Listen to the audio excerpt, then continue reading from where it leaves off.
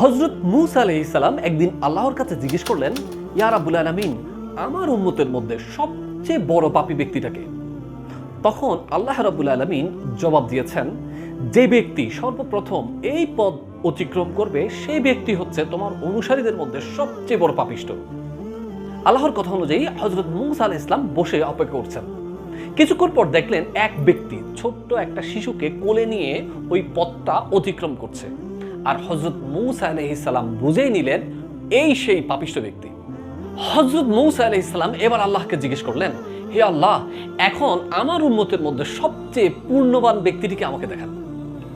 তখন আল্লাহ রাব্বুল আলামিন জবাব দিয়েছেন, যে ব্যক্তিটি সূর্য ডুবার সাথে সাথে তোমার পূর্ব দিক থেকে যাবে ওই ব্যক্তিটি হচ্ছে সবচেয়ে বেশি পূর্ণবান। হযরত মূসা আলাইহিস সালাম সূর্য ডুবার বেশ আগ থেকে অপেক্ষা করছিলেন। যেই সূর্য ডুবছিল দেখলেন সকালের ওই ব্যক্তি ছোট ছেলেকে কোলে করে ফিরে যাচ্ছে।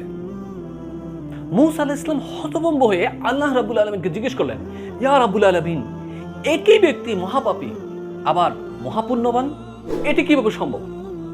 আল্লাহ বললেন, হে মূসা, সকালে যখন এই ব্যক্তি ছেলেকে সাথে নিয়ে তোমাকে অতিক্রম করে জঙ্গলে প্রবেশ করলো, তখন কোলের ছেলেটি বাবাকে প্রশ্ন করেছিল, বাবা, এই জঙ্গল কত বড়? বাবা উত্তরে বলেছিল, অনেক বড়। ছেলে আবার প্রশ্ন করলো, বাবা, জঙ্গল থেকে কি আর কোনো কিছু বড় আছে? তখন বাবা বলেছিল, হ্যাঁ বাবা, ওই পাহাড়গুলো যে দেখছো সেগুলো জঙ্গল থেকে অনেক বড়। ছেলেটি পুনরায় প্রশ্ন করলো, বাবা, পাহাড় থেকে কি কিছু বড় আছে?